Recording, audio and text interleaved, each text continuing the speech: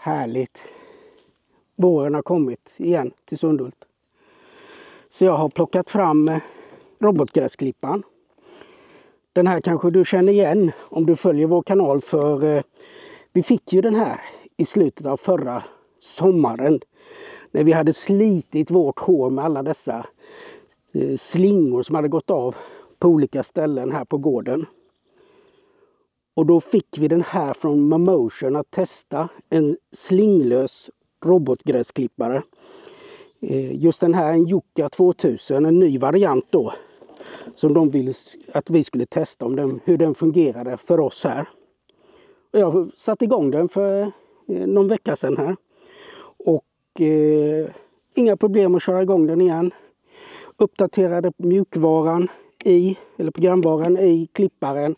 Och även i den här antennen som följer med.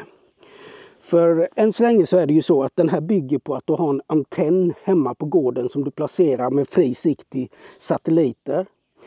Och så kommunicerar den här som en referenspunkt till klipparen som också känner av vad den är med GPS och så att den kan köra väldigt exakt.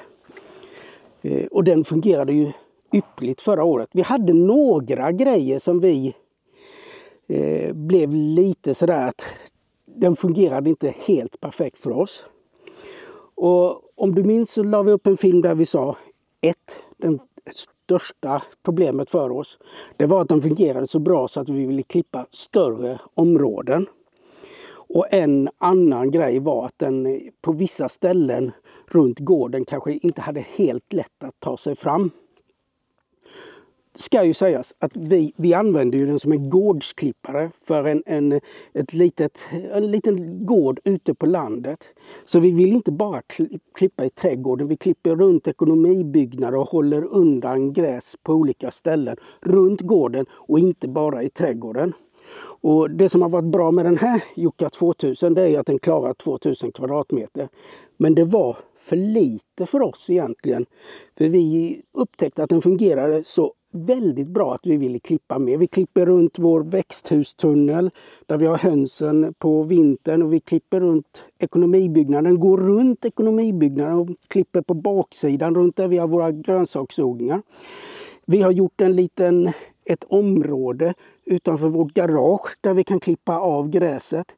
Visserligen inte så att den går över landsvägen utan vi lyfter dit den, men sen kan den sköta sig själv i det området. Och ja, vi har fler områden som vi vill utöka den med. Men då krävs det en annan klippare. Och tänka sig att det är faktiskt så att Mamotion hörde.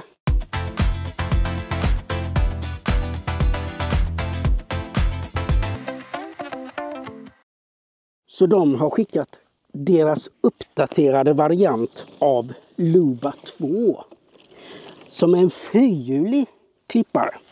Så jag backar bak den här lite så vi får upp den så den syns bättre i bild så här. Så, den här klipparen, det är Mamotions originalmodell. De startade hela sin resa med att göra en kickstart på det här kickstarter.com.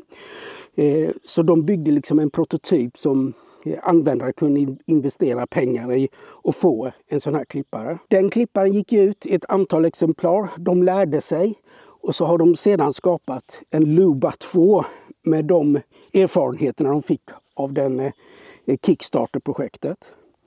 Och den klipparen blev ju en succé och har sålts i många exemplar. Och då har man gjort ytterligare en iteration av den klipparen. Så den här heter Luba 2 5000X är just den som är här. Man har lagt till ett X i namnet, i modellnamnet. 5000X, den klarar alltså 5000 kvadratmeter att klippa så mycket. Så det är mer än dubbelt så mycket som den Yucca 2000 som vi har haft där. Den har lite annorlunda konstruktion jämfört med den. Du ser genast att det skiljer på de här. Den där Yuccan, den har 2 hjul, den är 2-hjulsdriven. Den här har 4 hjul och dessutom lite fjädring så att den klarar sämre terräng. Den här klarar också betydligt högre lutningar, alltså branta backar. 80% slutning, vilket motsvarar 38 graders slutning. Så den här tar sig fram på ett helt annat sätt. Här har vi ju kamera och så inbyggt här i. Här sitter en liten modul ovanpå som har kamera. Och den här delen har man ju gjort förbättringar på av de lärdomar man har gjort av Yucca och den tidigare Luba 2. Här finns också ultraljudssensorer som ska känna av runt omkring. Och en stötfångare här som känner av när man kör i. Här var det ju så att hela chassit rörde sig, om du kommer ihåg det när jag visade den. Här finns också en annan skillnad. Den där klarar 20 områden, att man har kartor med 20 olika områden. Medan den här klarar 50 områden. Vilket kan vara bra när man har en liten gård, att du kan dela in vad du vill klippa i massa olika områden. Och så kan du klippa när du vet att det är fritt. För att bor man på en liten gård så kan det ju vara så att man har maskiner eller material stående i olika områden. Och då kan man välja vilka områden man klipper om man har delat in hela sin klippyta i flera olika områden. Den klarade 20, denna klarar 50.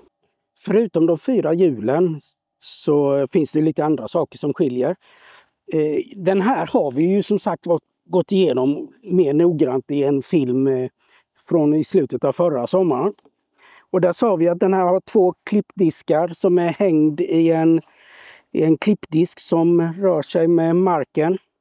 6 knivar och en klippbredd på någonstans, jag tror det är 32 cm klippbredd.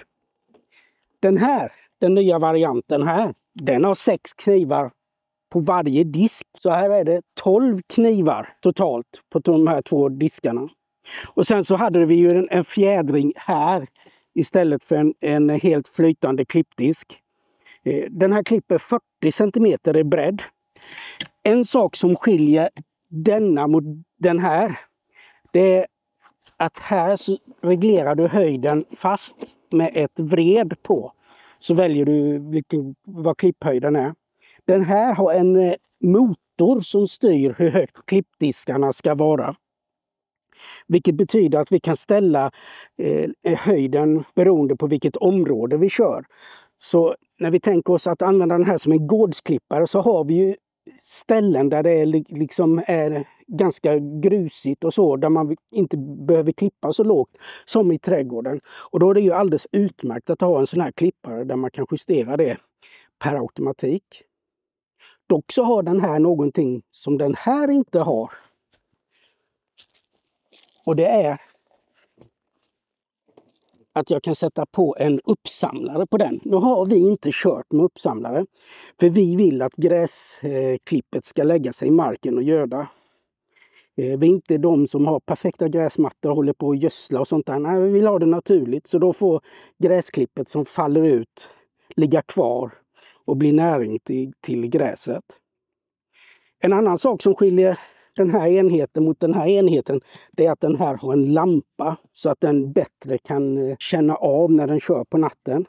För det är ju så att de här enheterna här, de känner av hinder på gräsmattan. Så skulle det komma en igelkott eller det ligger leksaker eller någonting så kommer de här att känna av det. Den hette 2000, klarar 2000 kvadratmeter ungefär. Den har ju en lilla syster som heter Yucca 1000 där som går att köpa just nu, som klarar 1000 kvadratmeter. Detta var en 5000, finns som 3000 också. Sedan har de en liten mindre variant som heter Luba 2 Mini. Och där har de en variant som klarar 1500 kvadratmeter och 800 kvadratmeter. Så har du en kuperad gräsmatta eller backar och så, då finns det mindre varianter av denna också. Så det finns en hel uppsjö av olika klippare att välja som passar just det du behöver för din trädgård. Och det slutar liksom inte här heller. För jag frågade med Motion om jag har en vanlig trädgård då som inte är sådär jättestor och jag behöver inte 2000 kvadratmeter eller så, vad skulle jag då välja? Och det här frågade jag i höstas och då berättade de att de hade en ny klippare på gång. Vi flyttar undan den här. Och så tar vi fram den här. En Yucca Mini som finns i 2 varianter här i Sverige. Det finns en 600 och en 800. Och man hör ju vad den är rekommenderad att klara av att klippa. Den här har bara en klippdisk, men den har 5 knivar under. En klippbredd på 19 cm. Faktum är att datan säger att den här klarar brantare lutningar än den här.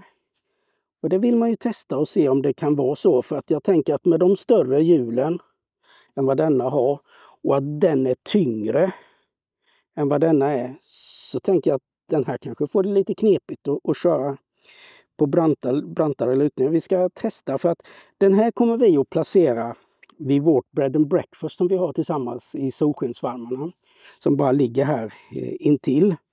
Och målet för mig här nu är att få igång den här till påskhelgen när det är öppet hus där på långfredagen för de som vill komma och köpa vårt naturbeteskött och så. Och då tänkte jag att den här ska vara igång där nere, så kan man se att den kör där. Men den här är ganska lik den här, fast det är lite mindre krympt format och förbättrad på många olika sätt. Båda de här två nya, de har ganska lätt att komma åt och byta batteriet här bak. Man ska vara väck en lucka och kan ta ut och byta batteriet. Den här har också en uppdaterad enhet här med lampa och grejer. Alla tre har regnsensor, så att om det är regnigt och blött så går de in i laddstationen och laddar. Så att inte, alltså det blir ju klabbigt och det blir slirigt och så när det regnar, men då kan man liksom känna av det och köra undan gräsklipparen. Den här har så att man får bestämma klipphöjden med en sån här ratt på. Vilket säkert fungerar om du har det i en trädgård. Och den är rekommenderad för 800 kvadratmeter, men den ska kunna klara ända upp till 1200 kvadratmeter att köra. Det som jag har använt den där till mer än vad jag trodde att jag skulle göra, det är att man kan köra det med mobiltelefonen så här. Köra det som en radiostyrning med mobiltelefonen. Och det har jag gjort på sådana ställen där jag liksom inte vill klippa så ofta, men snygga till och så. Jag har gjort det lite vid postlådan och vid våra utfarter och så har man kunnat hålla det snyggt. Och det kan man ju göra med den här också. Att man kör det med joystick. Och likadant så när man mappar upp sin trädgård, gör en karta över sin trädgård, då kör man med den här i ytterkanterna och talar om vad man har zoner där man inte vill köra. Om du har en rabatt, ett träd eller något sånt, så ritar du in det och då kör du med gräsklipparen som vore det en radiostyrd bil. Den här kan faktiskt med automatik, om du har en hyfsat bra trädgård, så kan du bara släppa den där och så tala om att mappa upp den här trädgården automatiskt. Nu blir det nog inte aktuellt för vår del, så att vi har inte tydliga gränser på det stället där vi ska köra den här. Men att vi vill ha just en sån här, dels har vi haft jättemycket med problem med slingor där vi har en annan gräsklippare som vi har kört nu. Vi är faktiskt inne på den andra där, för det har varit, det blir problem med laddare och slingor och så där. Och där så har vi lite sommarkafé på helgerna. Och då ställer vi ut trädgårdsmöbler i trädgården. Och då är det ju yppligt att ha hinderigenkänning av kameror och så att den inte kör in i våra trädgårdsmöbler. Så det ska bli intressant att se hur det fungerar i praktiken där också. För vi flyttar ju runt trädgårdsmöblerna. De är inte statiska där, utan vi flyttar dem allt eftersom vad det är skugga och vad det är för väder och lite olika så. Så att därför passar den här bra där. Och som sagt man behöver en antenn som sitter någonstans och ger referens än så länge i Sverige. Jag vet att de jobbar på det, att man inte ska behöva ha den där referensantennen. Vi får se när det kommer till Sverige, den funktionen. Men det här är en liten uppställning då på vad som finns ifrån Mamotion. Och jag ville visa de här olika modellerna för att du ska kunna fundera på vilken som passar dig. Den modellen kan du titta på med film från förra året. Det är 2024 års Jukka-modell. Jag tror att det är så att de uppdaterar den nu till år faktiskt. tittar man i manualen så kommer det nog finnas några olika varianter. Just nu så går den bara att köpa i 1000 vad jag har sett i den svenska butiken. Och så får man ju känna vad som passar. Kommer ni ihåg när jag satt där vi har haft lite vildsvin och sork och sånt, att det var hål och det här hjulet åkte ner i det där hålet så att den fastnade. Titta här vad man har gjort med den här lilla. Här är det 2 hjul. Också en förbättring där. Så jag kan tänka mig att det kan komma lite sådana uppdateringar på den nya modellen av den där. Det får vi se. Men som sagt var det här en uppställning. Den kunde se en gammal film. De här 2 kommer jag att göra nya filmer om, så man tittar mer på hur de fungerar. Mer i detalj på de olika funktionerna. Vill man köpa de här klipparna så kan man göra det från Momotions Europabutik. Och då finns det en länk här i beskrivningen som du kan använda dig av. Så får vi en liten kickback. Känner du att du vill köpa dem i Sverige så kan du göra det från Datanova. Och gör du det och använder koden Sundhult så får du med en omgång extrablad med 8 extrablad på din beställning. Men så nöjd som vi har varit med den här så har jag ganska stora förhoppningar på att de här ska fungera lika bra och till och med lite bättre då. Så håll utkik efter de andra filmerna. Säg hej hej från Sundhult.